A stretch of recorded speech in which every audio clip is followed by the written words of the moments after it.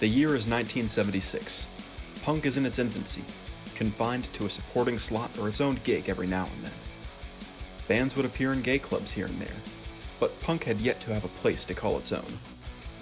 Early rock bands like Dr. Feelgood were starting to reshape and redefine what music could be, and with bands like the Sex Pistols and Clash on the rise, punk was about to explode onto the scene. Cue Andrew Tchaikovsky, Susan Carrington, and Barry Jones. At the suggestion of Chelsea singer Gene October, they wanted a venue where punk could express itself openly.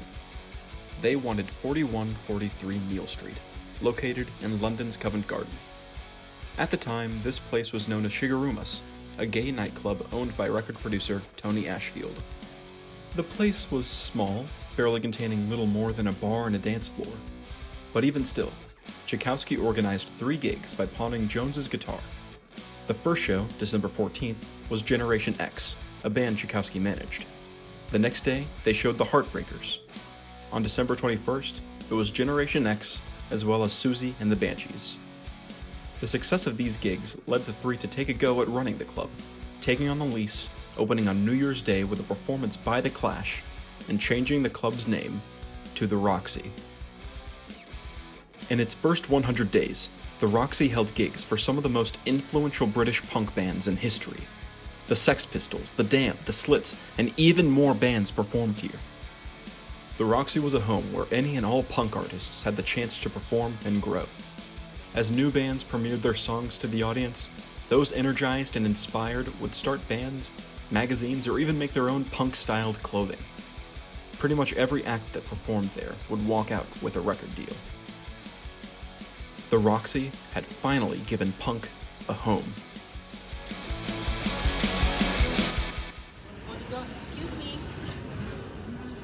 However, this home didn't last long.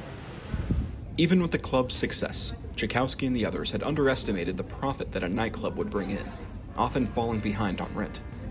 Along with that, residents and guests would often complain about the venue and its size. The only thing that could count as a scene is the Roxy, and the Roxy is a dormitory. The last time I went, I was feeling really uppity. I stood in the middle and looked around, and all these people were slumped around dozing. I threw tomato sauce on the mirror and stormed out, and I haven't been back there. I don't think I will go back there. The sooner it closes, the better. Joe Strummer, The Clash. Even still, the owners tried everything to save the Roxy, showing off new and growing bands such as Sham 69 and the Killjoys, bringing in American punk bands from across the pond, even using the club for band auditions and gay nights. But alas, in April of 1978, the Roxy closed its doors for one final time. From this point on, the Roxy was dead. The location was turned into a Speedo store. However, as of 2024, it is closed down. 4143 Neal Street is emptied, with no signs of any residents moving in. The street now serves as a lineup for shops, designer clothes, and a bakery. However, just because the Roxy is no longer here, punk still has a few places in London to call home. There are places like Camden Town, where the alternative scene lives on, and 100 Club near Soho, where punk bands perform almost every night. Punk might not have originated at the Roxy, and it might not have been beautiful, but this place helped give punk a scene.